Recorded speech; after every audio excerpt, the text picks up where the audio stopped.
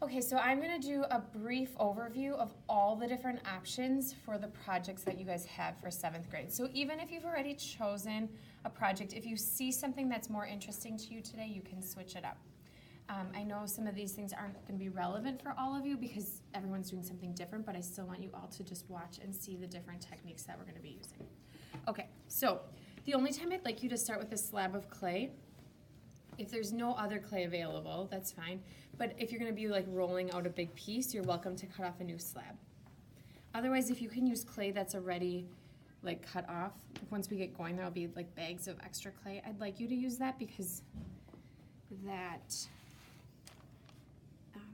this new clay is better for like beginning projects, and we wanna save it so everybody has some to get their project started.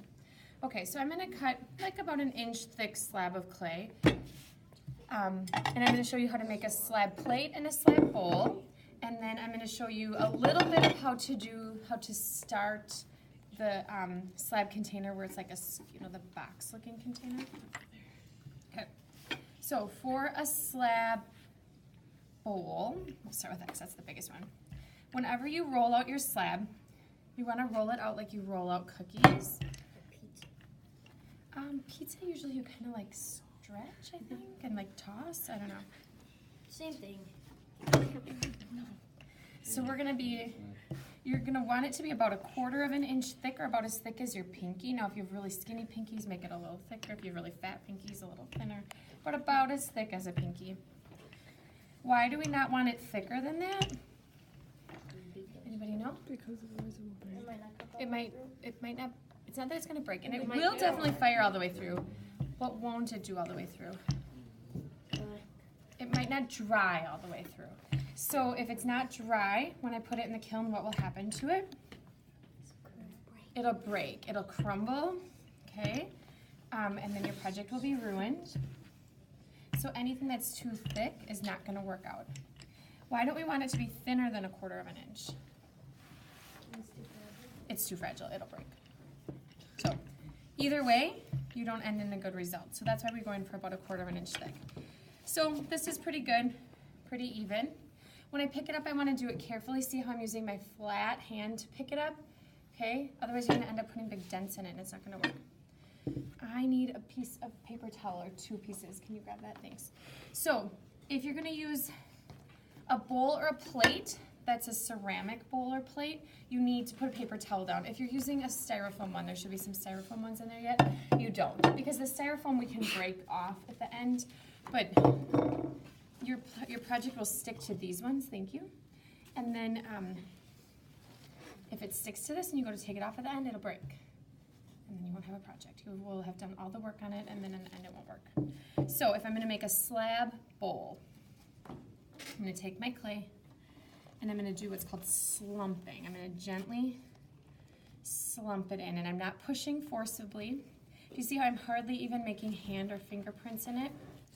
I'm just going to gently, I might pick up the edge a little bit, pick up the edge, gently slide that in there. So I want this piece of clay to take the shape of the bowl. Okay, so I'm going to do that all the way around. And then when I'm done, I'm going to take a needle tool and I'm going to cut the extra part off the top. Okay? This is the starting point for a slab bowl. Now from here, you can do that slab with coils, where you're going to start adding coils onto this. So that is another option, that you would start with a slab bowl. Okay, but I'm going to take this apart and show you a plate. Plate, you're also going to need paper towel on, but you're going to do it the opposite way of the bowl. The bowl, you put the clay in first and then cut. The plate, you take the plate, put it upside down, cut it first. And they have a whole bunch of different shaped bowls and plates. You are welcome to bring in your own if you'd like. Do not bring in your mom or dad's best china or nice dishes, but these will wash off and be fine. So if you have like a specific shape that you're looking for, you can bring in your own container to start with. All right, so I'm going to pick this up once again gently with a flat hand. I'm going to lay it on top, and I'm going to gently find the shape of the plate. Okay, Now my edge is kind of rough. I don't know if you can see that on the video. You can smooth it a little bit now, but it's kind of like, it's gonna get on your fingers and it's kind of gummy. As this dries, we'll be able to clean it much better. Okay, so those are 2 options. And then from those, you would do the additive and subtractive designs on them. If you are making a slab container, I'm gonna ask you to make it out of paper first. So take paper, measure your sides, cut them out, make sure you have nice 90-degree angles. Tape it together so you have like a little paper box, and then take it apart and use that to trace on here. But what you're gonna need to do, so I'm not gonna do that because I don't want to bore you with me building that. I'm gonna pretend that I've traced nice box shapes, okay? But I'm not. But this is way too floppy for me to start attaching them together. So this is what's called plastic stage for clay. There's 3 stages for clay. There's plastic, there's leather, and there's bone dry. So the leather stage is where it still has moisture in it, but it is no longer bendable. That's what it needs to be to build your box. So you're gonna cut out all your pieces first and let them set up and start to dry a little bit before you start constructing it. So that one's gonna take a little bit of patience because we can't do it when it's this wet.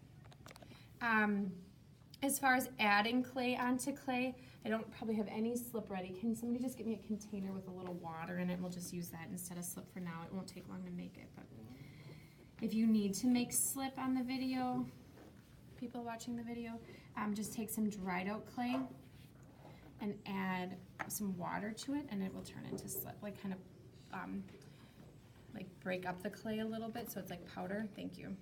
Water does sort of work, but not anywhere near as good as slip. Okay, so adding clay to clay. I've cut out this beautiful little heart.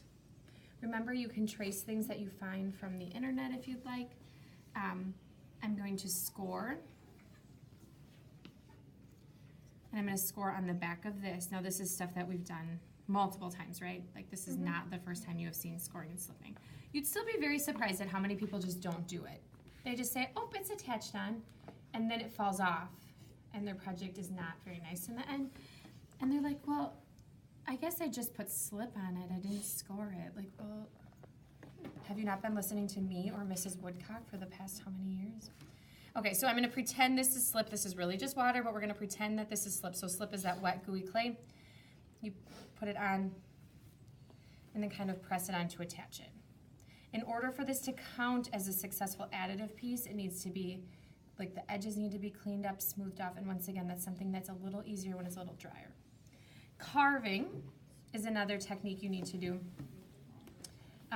If you're going to carve, you cannot just draw a design and say that that's good enough, because this is way too basic.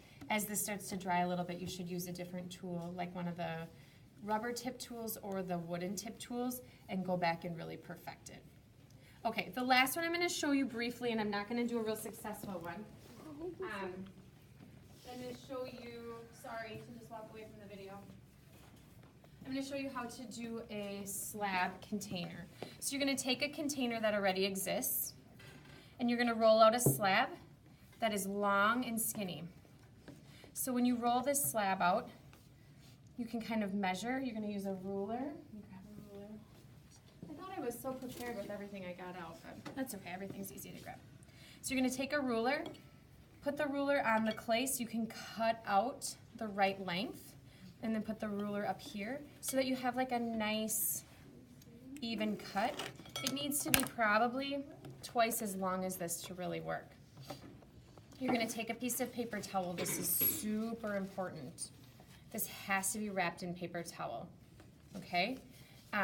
Tape the paper towel on there, and then you're going to physically wrap this around with clay, and then where they overlap, it should overlap a little bit, you're gonna score and slip right there. It'll have kind of a bump to it. We can kind of clean that up better once it starts to dry a little bit. So mine doesn't attach fully because I'm not using a large enough piece of clay. You do not need to put the bottom on until this part is more like a leather dry stage. Okay? That's how you would start this project. A sculptural project, I think, is the last one I need to talk about. Anything that's, if you're gonna build something, and I'm just gonna pretend we're just making a ball, which nobody should do that because we're way more advanced than that. But if you were making like clay food or something, say you were making like a hamburger, and this was the top bun. The nice thing about clay food, you don't need to score and slip all your pieces together. They'll actually be easier to glaze if you keep them separate. But if this was my bun, it's like probably the right kind of size for a bun, like a nice thick bun, but it's way too thick to be fired, right? This is going to be very hard to dry all the way through, and I'm never gonna be able to tell if it is dry. So I need to physically hollow it out. So you're gonna do this on the bottom half, and whoopsie, made a basket. Well, that's how you make slip, kids. Well, you don't want it to look like a hot mess like this does right now. You're gonna wanna clean this up a little bit, but at least then this way, everything is only that like 1/4 of an inch to maybe 1/2 inch thick, okay? So from the top, it still looks like the top of a bun, but from the bottom, you can see that it's thinner. Okay, when you have your stuff approved, you can go ahead and get working on the first steps.